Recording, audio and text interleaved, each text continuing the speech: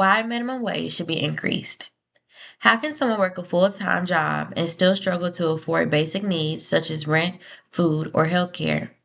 For millions of Americans, this isn't a hypothetical situation, it's their everyday reality.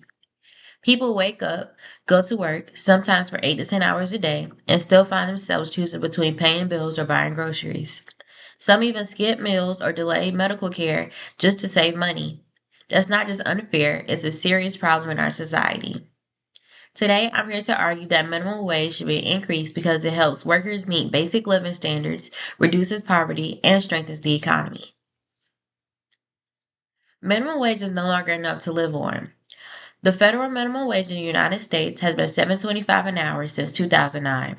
That's over 15 years without a change. During the same time, the cost of living has steadily increased, rent prices have gone up, groceries cost more, gas prices fluctuate, and healthcare has become even more expensive.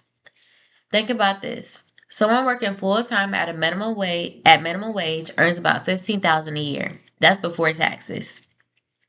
According to most cost of living estimates, that is far below what is needed to live independently in almost any state. In many places, rent alone can take up more than half of that income. Because of this, many workers are forced to take two or even more jobs just to survive. And even then, they're often living paycheck to paycheck with little to no savings. People often assume minimum wage jobs are just for teenagers or part-time workers. But that's not true. Many adults, some with children, depend on these jobs as their primary source of income.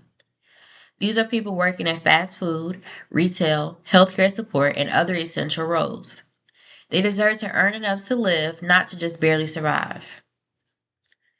Increasing minimum wage helps reduce poverty. When wages go up, people have more money to cover essential needs.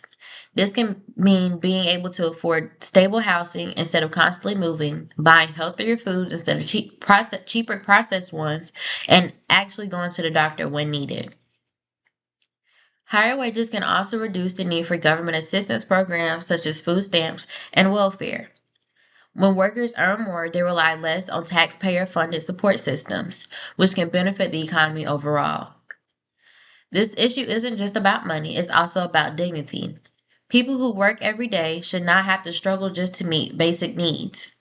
A higher minimum wage gives workers a sense of stability, independence, and respect for the work they do. Raising minimum wage also benefits the economy. Some people argue that increasing minimum wage hurts businesses, but that's not always the case. When workers earn more money, they tend to spend more money. They buy groceries, clothes, gas, and services in their community. This increased spending supports local businesses and helps them to grow. It creates a cycle. Higher wages can lead to more spending supports businesses, and stronger businesses can lead to more job opportunities. Higher wages can also reduce employee turnover. When workers are paid fairly, they are more likely to stay at their jobs longer. This saves businesses money because hiring and training new employees can be expensive and time consuming. Some people believe that raising minimum wage will cause businesses to raise prices or cut jobs. While this can happen, studies and real world examples show that the effects are often small and manageable. Many states have also increased their minimum wage and their economies continue to function and grow. Businesses adjust by improving efficiency, slightly raising prices, or benefiting from increased customer spending. So we have to ask ourselves, is keeping wages low really the best solution, or are we just maintaining a system where people work hard but still struggle? As a college student, this issue feels very real to me and many people my age. A lot of students work part-time or even full-time jobs while trying to keep up with classes, assignments, and exams. We're not just working for extra spending money, we're working to pay for tuition, textbooks, gas, rent, and basic necessities. At minimum wage, it can feel almost impossible to balance everything. You might have to choose between working more hours to afford school or cutting back on work to focus on your education. Either way, something suffers, your finances or your academic performance. For some students, low wages can also delay graduation because they can't afford to take fewer work hours or pay for additional classes. Increasing minimum wage will give students the stability and a better chance to succeed, not only in school, but in building a future career.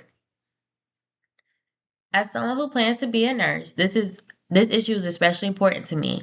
Healthcare isn't just about treating illnesses, it's also about improving the overall quality of life.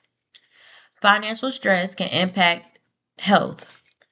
People who are and more constantly worried about money are more likely to experience anxiety, depression, or even physical health problems such as high blood pressure.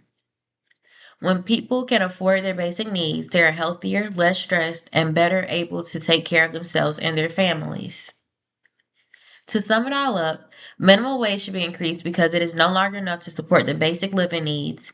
It helps reduces poverty and improve quality of life, and it strengthens the economy by increasing spending and stability. At the end of the day, this comes down to fairness. If someone is willing to work hard and contribute to society, they deserve a wage that allows them to live with dignity. So I'll leave you with this. Should a full time job guarantee a livable income? I believe the answer is yes, and that's why minimum wage should be increased.